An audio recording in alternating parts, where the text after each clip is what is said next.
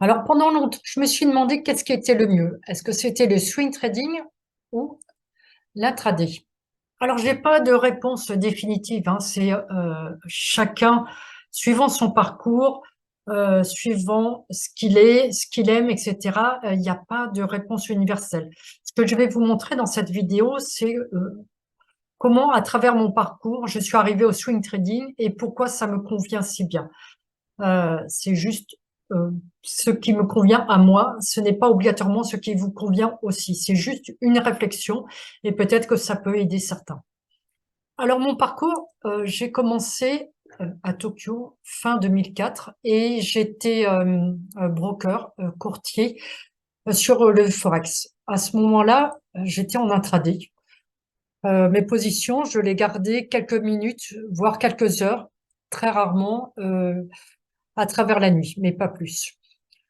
Ça a duré quelques mois. Et puis, de Tokyo, j'ai bougé sur Singapour et je suis devenue membre de la bourse de Singapour, ce qu'on appelle un local ou un négociateur en compte propre.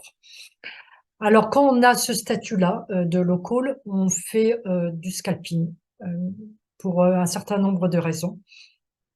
Et c'est amusant, je vais retrouver des relevés de ce temps-là et je gardais mes positions que quelques secondes. Et souvent, si je gardais mes positions un peu plus que quelques secondes, c'est que parce qu'elles étaient perdantes, et j'aurais mieux fait d'ailleurs de les couper beaucoup plus tôt. Donc ça, j'ai fait ça pendant à peu près 3 ans. Et puis, bah, j'en ai eu marre parce que c'était très moyennement profitable, hein. J'étais profitable à la fin de l'année, mais pas terriblement. Et puis surtout, ça me coûtait extrêmement cher entre les frais, les droits de trader sur la bourse, les commissions, etc., etc., de payer les plateformes de graphiques, etc. C'était extrêmement cher. Donc, j'ai abandonné mon statut de local et je suis repassée en intraday sur le Forex. Et là, je me suis dit, il me faut vraiment un système beaucoup plus profitable. Alors, j'ai commencé à lire pas mal de bouquins. Et je suis tombée sur, j'en ai déjà parlé, sur les livres de Jacques Schwager sur les magiciens du marché et notamment sur cette extraordinaire trader qui est Linda Rashki. Donc à l'époque, sur son website, elle mettait euh, à peu près tous ces systèmes de trading. Bien évidemment, on n'avait pas tous les détails, hein, mais elle donnait quand même suffisamment d'informations. À partir de là, on pouvait construire son propre système. Donc, j'en ai pris un et j'ai développé un système sur 10 paires du Forex, ainsi que l'or et l'argent, et je le tradais sur 4 heures. Ce qui voulait dire que je mettais mes trades, et ça c'était en semi-automatique. Donc, j'avais des règles très fixes pour à quel moment j'entrais, quels étaient les stop loss, quel était le risque que je prenais, et puis la gestion du trade qui était en 4 heures. C'est-à-dire que si le trade était profitable toutes les 4 heures, je devais bouger mon stop loss. J'ai fait ça pendant à peu près une dizaine d'années. Alors, et puis après, ah ben, pour les systèmes qui sont automatiques ou quasi automatiques, le problème c'est qu'un jour, ils ne fonctionnent plus parce que le marché est devenu différent. Et puis, j'ai vu après sur le website de Linda que elle aussi avait fait la même constatation pour elle-même que ce système n'était plus fonctionnel. Alors j'ai dû de nouveau me réinventer. Et puis à ce moment-là, j'avais envie vraiment de voyager et l'histoire des 4 heures, c'était quand même assez compliqué suivant les fuseaux horaires. Quand je suis en Australie, à Singapour ou en Europe, c'était quand même compliqué. J'aimais pas trop ça. Et puis le côté aussi semi-automatique m'ennuyait aussi. Du coup, je suis passée au swing trading et c'est le système que vous voyez actuellement à travers tous mes plans de trading, hein, où je trade essentiellement sur les supports à résistance avec l'aide du volume. Euh, ça m'a pris quand même pour me réinventer plusieurs années. C'est compliqué parce que on ne redevient pas profitable immédiatement. Donc, on a des périodes où on est en négatif. Du coup, c'est stressant. Alors, je me suis dit, ben, pour générer d'autres revenus, je vais repasser en scalping. C'est ce que j'ai fait pendant quelques mois, uniquement sur ce qu'on appelle le cable, la livre sterling de l'art US. Et je le faisais pendant 2-3 heures au moment de l'ouverture de Londres. Et j'ai fait ça pendant quelques mois. Alors le premier mois, j'étais très profitable, hein, donc j'étais très très contente. Et puis après, au fur et à mesure des mois, j'étais de moins en moins profitable. Je trouvais ça extrêmement stressant. Et puis un jour, j'ai vraiment arrêté quand j'ai constaté que ça me donnait véritablement des brûlures d'estomac. Et puis comme j'expliquerai un peu plus tard, que en fait, quand je faisais des trades impulsifs qui vraiment minaient ma performance. Donc le scalping terminé, je repasse vraiment sur le swing trading et c'est mon système actuel. Alors je suis vraiment très à l'aise, j'adore. Euh, Tous les soirs quand je cherche des trades, je me pose pas de questions. C'est vraiment mon système et, et c'est comme ça que je fonctionne. C'est mon style maintenant. Je fais juste un tout petit peu d'intraday, si vous avez suivi de mes vidéos, sur l'euro-dollar, mais en 4 heures, parce que parfois, il y a des bons setups comme ça en 4 heures sur l'euro-dollar, mais c'est vraiment une unique paire que je traite comme ça. Et puis, je suis aussi en train de développer tout un système en position basé sur les barres hebdomadaires. Voilà, pour vous faire un aveu, je suis passionnée de trekking et de montagne. Et souvent, bah, quand on part une semaine en montagne, on n'a pas de réseau et puis on va pas emmener son ordinateur. Du coup, si je trouvais un bon système qui me permet juste de regarder, chercher les positions et de les gérer, par exemple le dimanche, et de les mettre le dimanche soir, ça serait génial. Le reste du temps, bah, je suis en balade. Alors maintenant, je vais vous présenter tous mes arguments pourquoi je préfère le swing trading. Alors, comme je l'ai dit tout à l'heure au début, c'est particulier à moi. Vous pouvez être parfaitement en désaccord avec moi. Ce n'est pas un souci. C'est juste une réflexion personnelle qui peut aider ou pas les autres. Alors, pourquoi je préfère le swing trading? Premièrement, euh, comme je viens de le dire, j'ai pas obligatoirement la patience d'attendre pour un setup, surtout en scalping, même en intraday. Euh, il va falloir attendre vraiment, pardon, le setup qui correspond à votre plan de trading. Donc ça peut prendre un bout de temps, ça peut prendre quelquefois plusieurs heures. Et ça, alors, en intraday, on peut mettre des alertes, mais c'est assez ennuyeux parce que, imaginons, je mets une alerte sur une résistance. Bien, ça veut dire que je dois être, en fait, d'une certaine manière, je dois déjà être sur mon écran et déjà être prête à me lancer mon trade. Donc, que je sois même à l'extérieur, faire autre chose ou pas, je dois quand même être prête. Et donc, ça revient au même que d'être devant l'écran ou pas. Et donc pour moi, comme j'ai pas beaucoup de patience, j'ai ce que je fais souvent ce que j'appelle des trades d'ennui. Donc au bout d'un certain temps, je vois le marché qui bouge, je me dis ah ok, je prends le trade. Ça correspond pas du tout à mon plan de trading hein, et à mon système, mais je le prends quand même parce que bon, bah, je m'ennuie. Donc la plupart du temps, évidemment, ça se terminait par une perte. Donc ça m'énervait. Du coup, je voulais re-rentrer presque immédiatement pour refaire un profit. Donc, j'ai essayé de me calmer et autres, mais bon, c'était pas toujours évident. Du coup, je me retrouvais avec des journées négatives juste bêtement, par ennui. La deuxième raison, c'est que quand vous êtes en swing trading, vous pouvez pas, en général, trader qu'un actif. Donc, je reprends l'exemple de l'euro-dollar.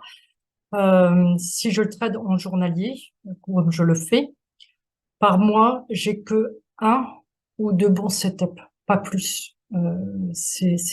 Les marchés ne vous donnent pas tellement plus en journalier de setup que une ou deux fois par mois. Hein, c'est plutôt une fois.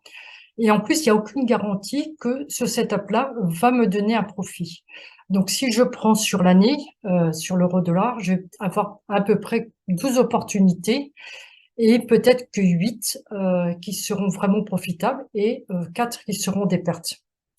Du coup, pour compenser ce manque d'opportunités que j'aurai euh, sur le scalping ou l'intraday, pour compenser, je suis obligée de regarder beaucoup plus de marchés. C'est pour ça que je regarde alors le forex, les indices, pas mal de matières premières, les bons du Trésor américain et allemand, et puis les cryptos, uniquement le Bitcoin et Ethereum. Donc voilà.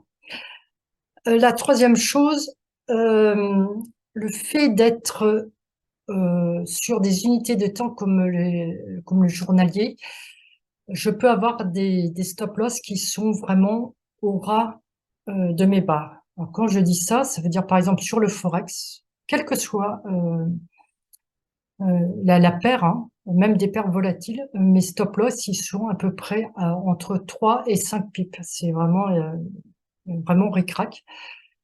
Euh, Pourquoi? Parce que en général, en journalier, il n'y a pas de ce qu'on appelle de chasse au stop-loss. Ça, on le retrouve sur le scalping, un peu sur l'intraday.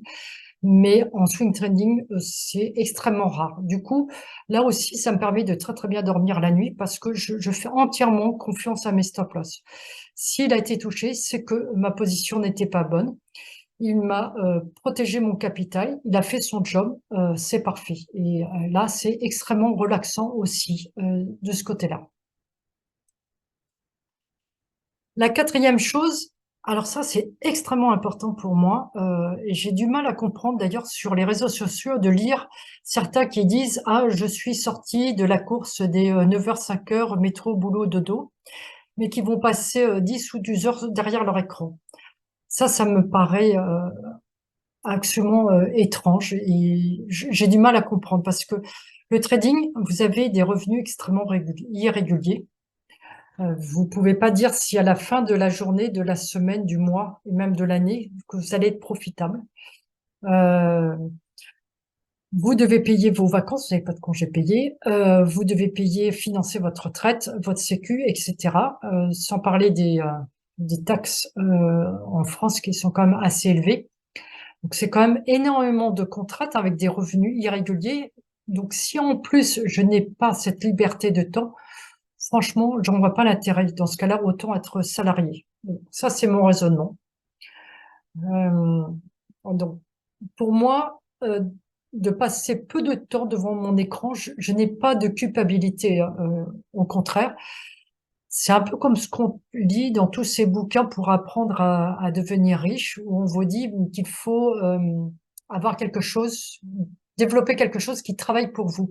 Donc, ça peut être une entreprise où vous avez des employés qui travaillent pour vous, ou comme en investissement, c'est-à-dire vous avez des positions qui travaillent pour vous. Alors moi, c'est vraiment mon raisonnement. Le marché travaille pour moi, hein, je mets mes positions, euh, mais c'est pas moi qui travaille pour le marché.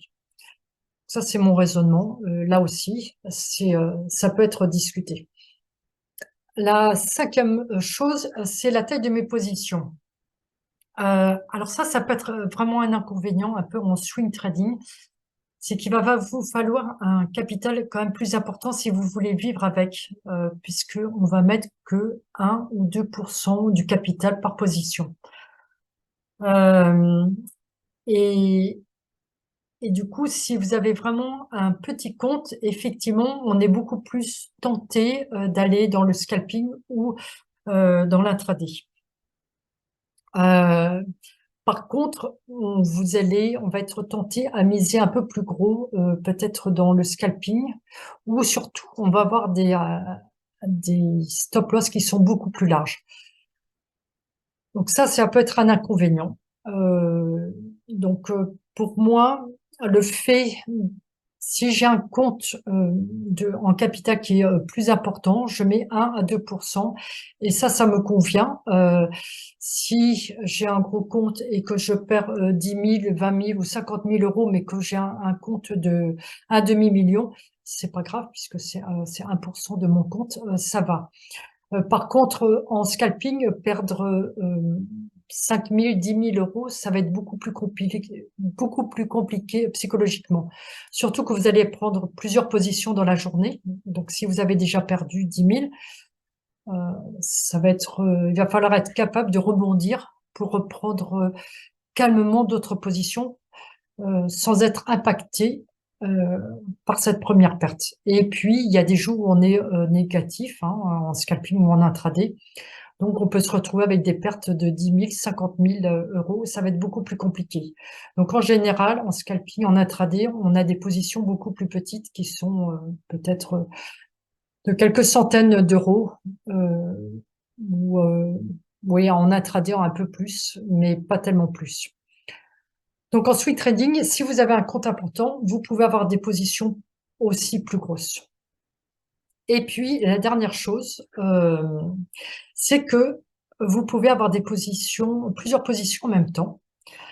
Il m'arrive d'avoir 4, 5, 6 positions en même temps. Ça me pose pas de problème puisque j'ai pas besoin d'être sur mon écran à les suivre vraiment pas à pas. Elles travaillent par elles-mêmes. Elles ont un stop loss. En général, j'ai aussi un profit qui a été où je vais enlever une partie des profits. Enfin bon, j'ai pas grand-chose à faire hein, que de gérer une fois par jour, de voir où elles en sont. Euh, c'est tout ce que j'ai à faire. Donc, je peux avoir toutes ces positions en même temps. Ça me demande très peu de temps de gestion. Et la deuxième chose aussi, c'est que d'avoir plusieurs positions en même temps, c'est un peu comme un compte d'investissement. Si j'ai des positions perdantes, par exemple, imaginons j'en ai deux qui sont perdantes, c'est pas grave parce que si j'en ai quatre ou cinq qui sont largement positives, là aussi je dors comme un bébé, ça me dérange pas. Donc voici toutes mes raisons pourquoi je préfère le swing trading. Et avant de conclure cette vidéo, je voudrais vous proposer un exercice et de vous demander pourquoi vous avez choisi votre style et pas un autre, donc que ce soit le scalping, l'intraday ou le swing trading ou autre. Posez-vous la question pourquoi. Est-ce que c'est parce que vous avez fait des statistiques et que sur votre performance, sur la performance de votre système et que donc votre façon de trader est absolument la plus performante possible. Euh, et dans ce cas-là, c'est parfait. Par contre, si vous tradez plutôt, vous avez un système ou un style qui est plutôt basé sur vos émotions, ça va être un problème parce que ce n'est pas un raisonnement correct. Qu'est-ce que j'appelle émotion? Il y en a pas mal qui disent moi, je peux pas garder des positions la nuit, ça m'empêche de dormir. Alors, en général, c'est parce que d'abord, vous risquez trop par vos positions. Si vous diminuez votre risque, vous pourriez dormir. Si vous mettiez que 1-2% de votre capital, vous pourriez dormir. La deuxième chose, c'est de aussi prendre le temps, donc ce que je disais tout à l'heure, de faire des statistiques et de voir, souvent en intraday, vous avez des positions qui marchent très bien hein, dans la journée. C'est dommage de l'arrêter à la fin de la journée. Faites des simulations et voyez si vous les gardiez une nuit, peut-être 2 nuits, est-ce que vous ne seriez pas plus performant? Est-ce que vous n'auriez pas plus de profit? C'est vraiment d'apprendre à raisonner en termes de performance et non pas en termes d'émotion que vous allez arriver à être un bien meilleur trader. Voilà, je vous souhaite un très bon trading et si vous avez aimé cette vidéo, je vous invite à vous abonner à ma chaîne. Merci.